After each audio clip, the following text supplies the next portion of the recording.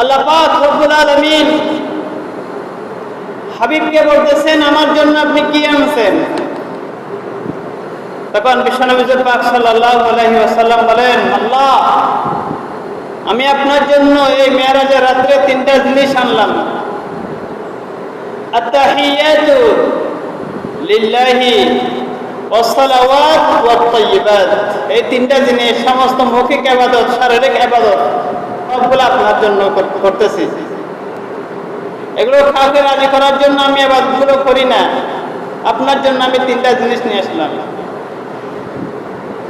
তখন আল্লাহ তাআলা বলতেছেন, হাবিব, আমি তোমাকে 3টা জিনিস দিলাম। আসসালামু আলাইকা আইয়ুহান নাবিয়্যু। দেখে সালাম দিতেছে কোথায়? 5 ওয়াক্ত 5 বার নামাজ পড়ি, 5 বার সালাম দিই নবীকে। আসসালামু আলাইকা আইয়ুহান নাবিয়্যু ওয়া রাহমাতুল্লাহি ওয়া বারাকাতুহু।